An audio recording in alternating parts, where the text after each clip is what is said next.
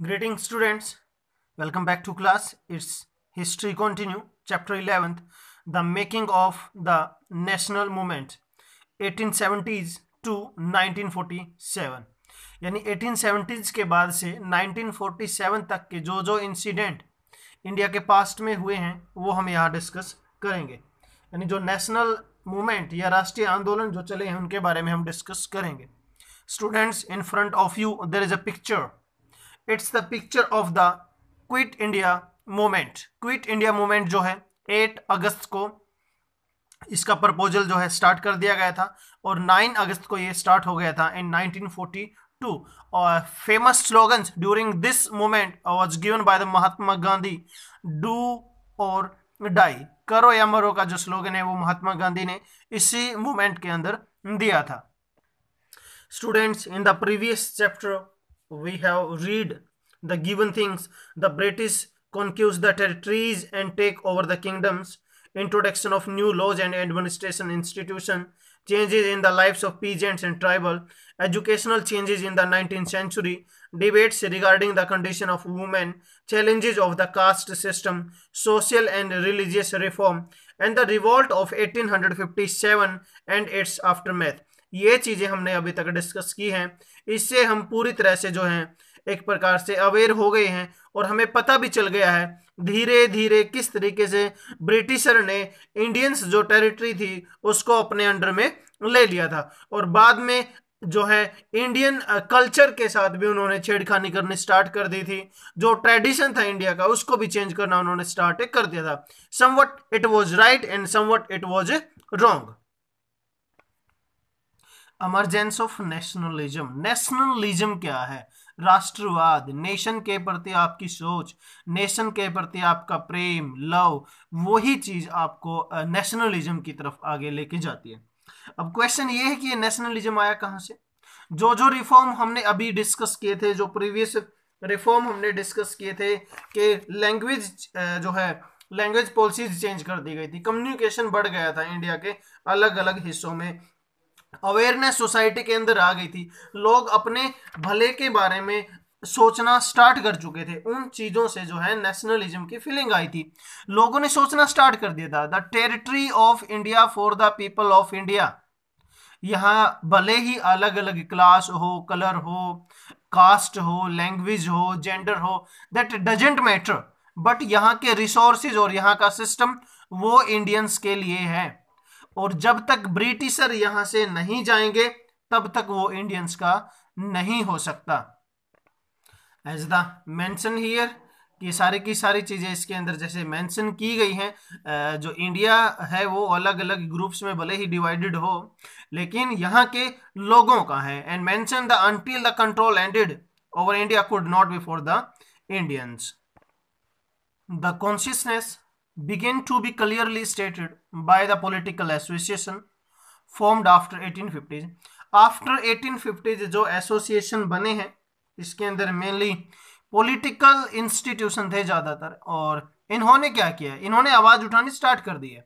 और जो ये हायर लेवल के ऊपर जो है 70s और 80s का जो डिकेड है उसमें चला गया है। इनके अंदर जो most of them were leaded by the English educated professional, जिनको अच्छी खासी अंग्रेजी भाषा बोलनी आ गई थी, इंग्लिश लैंग्वेज को अंडरस्टूड रखते थे, समझते थे, उन लोगों ने जो है ज्यादातर ये चीजें क्या करी हैं, प्रमोट की हैं। अब इनके अंदर जो है the most important one were the Poona Sarvajanik Sabha, the Indian Association, the Madras Mahajan Sabha, the Bombay Presidency Association and of course of the Indian National Congress. ये सारी की सारी चीजें जो हैं एक प्रकार से इंडियन इंस्टीट्यूशन एसोसिएशन थे जिन्होंने नेशनलिज्म के लिए काम किया है। Note the name Poona Sarvajanik सभा। लिटरली जो मीनिंग है सार्वजनिक यानी ऑफ और फॉल ऑफ द पीपल, यानी सभी लोगों का। जो सार्वजनिक का मतलब है सभी लोगों का। फिर भी देश के अंदर अलग अलग इंस्टीट्यूशन बने हुए थे जो स्पेसिफिक पार्ट ऑफ कंट्री में काम कर रहे थे, लेकिन उन्होंने ये कभी नहीं कहा कि वो स्पेसिफिक ग्रुप और कास्ट और रिलीजन के लिए काम कर रहे हैं। उन सभी का एम एक ही था कि वो इंडिया के लिए काम कर रहे हैं, वो भारत के लिए काम कर रहे हैं। They worked with the idea of the idea that the people should be sovereign a modern consciousness and a key features of nationalism। तो इन अदर वर्ड्स हम ये बोल सकते हैं कि हमें ऐसा इंडिया चाहिए जो इंडियंस का हो और इंडियंस आजादी रखते हो, फ्रीडम रखते हो सेल्फ डिसीजन लेने की। मतलब ऐसा इंडिया जो इंडियन का है और इंडियन ही उसमें सेल्फ डिसीजन ले सकते हैं, ऐसा इंडियंस उन लोगों को चाहिए था। स्टूडेंट्स, इस पैसेज के अंदर भी हम देखेंगे the dissatisfaction with British rule intensified in the 1870s and the 1880s। ये जो 10 साल हैं 1871 से 1780 तक, इसके बीच में बहुत सारी चीजें देखने को मिली जिन्होंने सोसाइटी को एक मैसेज दिया कि British can't do anything for the Indians. इसमें फर्स्ट मेंशन कर रखा है the Arms Act was passed in 1878 disallowing Indians from possessing arms, यानी इंडियंस को हथियार रखने की परमिशन नहीं थी। आर्म्स जो हैं, आर्म्स एक्ट पास कर दिया गया 1878 के अंदर और इसमें इंडियंस को हथियार या वेपन्स रखने की परमिशन नहीं दी गई। And in the same year the vernacular press act was also enacted और पास्ड। वर्नाकुलर प्रेस एक्ट को भी पास कर दिया गया। वर्नाकुलर का मतलब होता है नेटिव, लोकल। तो वर्नाकुलर प्रेस एक्ट का मतलब था कोई भी भारतीय न्यूज़पेपर या पब्लिशर किसी को बुक लिखनी है, कुछ भी प्रिंट करवाना है, तो वो विदाउट परमिशन ऑफ ब्रिटिशर नहीं होगा। उनकी परमिशन के बगैर कुछ भी प्रिंट नहीं होगा। मतलब आपके व्यू, फ्रीडम ऑफ व्यूज के ऊपर भी एक क्वेश्चन मार्क उन्होंने लगा दिया। इस तरीके से और भी लोग जो है उनके अगेंस्ट हो गए। ये इंसिडेंट कुछ खत्म नहीं हुआ था। उसके बाद फिर 1883 के अंदर there was for over the attempt by the government to introduce the Ilbert bill. British जो गवर्नमेंट है वो इल्बर्ट बिल को पास करना चाहती थी। इल्बर्ट बिल अगर पास हो जाता तो इंडियन जो जस्टिस हैं, चीफ जस्टिस हैं, वो ब्रिटिशर के मुकदमों की सुनवाई कर सकते थे। बट इसका ब्रिटिशर ने विरोध किया, प्रोटेस्ट किया और कहा कि इंडियंस जो हैं इतने एजुकेटेड नहीं है कि वो हमारे बारे में डिसीजन ले सकें। इट मींस यहां से भी एक मैसेज गया कि प्रोटेस्ट के थ्रू भी आप जो है अपने डिमांडों को मनवा सकते हो, क्योंकि ब्रिटिशर ने उस डिमांड को मनवा लिया था और जो इल्बर्ट बिल लाया गया था उसको कैंसिल करवा दिया गया। The need for all India organisation of educated Indians had been felt since 1880s। But जो ये प्रॉब्लम कहाँ हुई, इल्बर्ट बिल के आने के बाद ये चीजें थोड़ी सी डिले होगी। लेकिन इल्बर्ट बिल की वजह से ही कंट्रोवर्सी या डिपेंडेंट दिस डिजायर और गहरी ये क्षमता होगी। लोगों को और ज्यादा लगने लगा कि इंडियंस का भी एक ऐसा इंस्टीट्यूशन, एक ऐसा ऑर्गेनाइजेशन हो जो भारतीयों की आवाज को सुन सके। तो इसी पर्पज से the Indian National Congress was established when 72 delegates from the over country met at Bombay in December 1885। यानी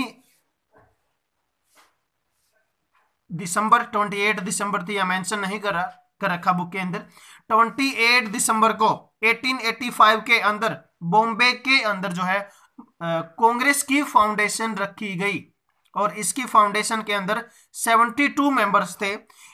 एक बात और बता दूं स्टूडेंट्स, जो फाउंडेशन है ये डिसाइड हुआ था कि पूना के अंदर की जाएगी, लेकिन प्लेग की डिजीज की वजह से वहां से जो है इसको रिमूव करके और इसको जो है इस्टेब्लिश या लागू करने का डिसीजन लिया गया मुंबई के अंदर। द अर्ली लीडरशिप जो है दादा नौरोजी भाई और इसके अंदर बदरुद्दीन तैयब जी हैं और फिरोज शाह मेहता जी हैं, WC बनर्जी, सुरेंद्र नाथ बनर्जी, रमेश चंद्र दत्त, S सुब्रमण्यम अय्यर और भी बहुत सारे लीडर जो हैं मेनली इसके अंदर बॉम्बे और कोलकाता से ही थे।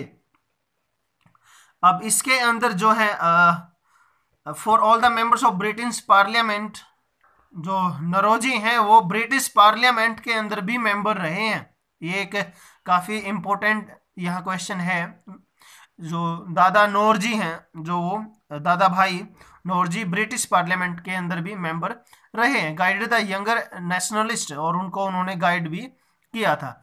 Retire British official AOHUM alone Octavian Hume also played a part in bringing the Indians from the various region together.